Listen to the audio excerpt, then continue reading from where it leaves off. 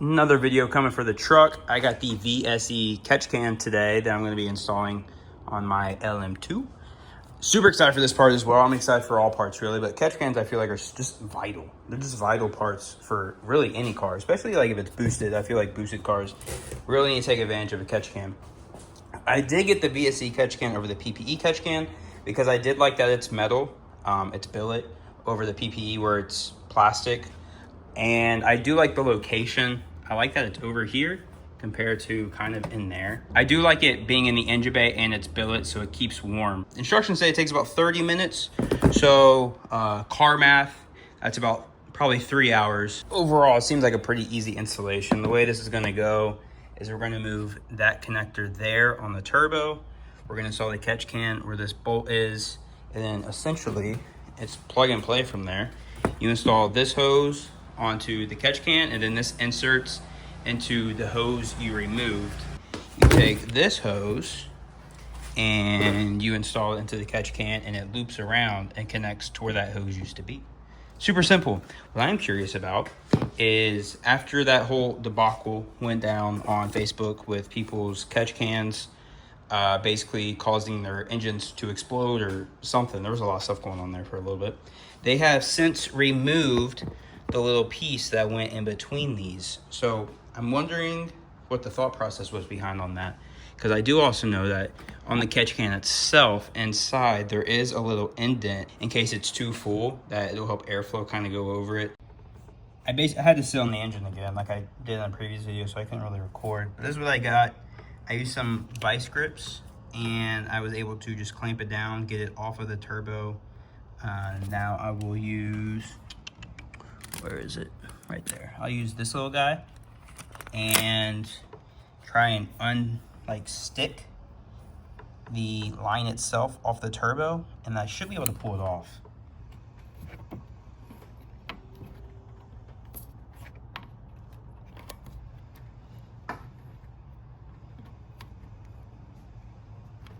So the way I got that off was a way I did not expect to work at all. I took these vice grips and I just went around the hose just enough, and then I just pushed it back.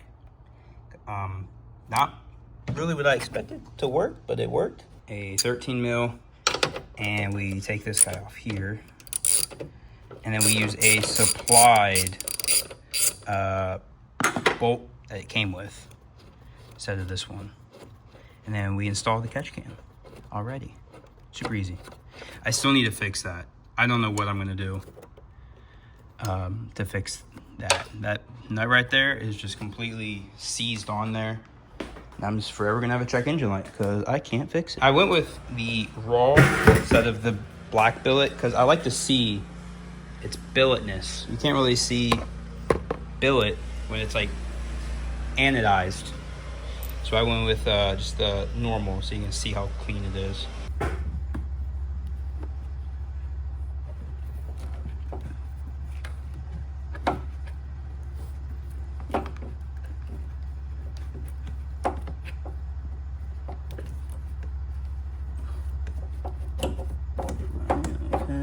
Okay, making progress.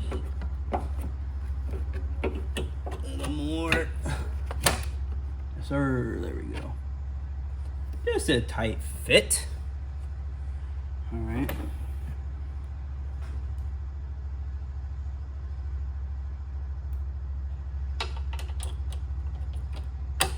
The mounting of this is kind of weird.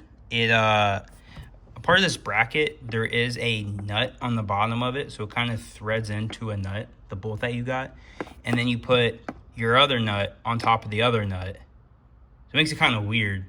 So like you gotta tighten down the new nut for the catch can, and then tighten the bolt down, and then tighten the nut. Oh, it's weird because like you can't tighten the bolt down and then the nut, and then like if it's, I don't know. Right.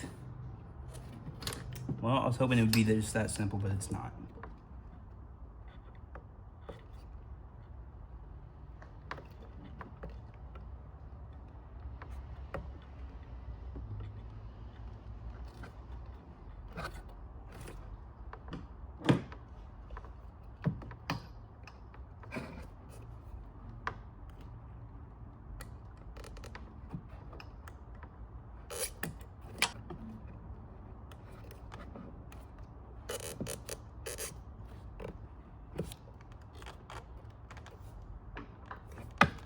Remember when I said it would take 30 minutes?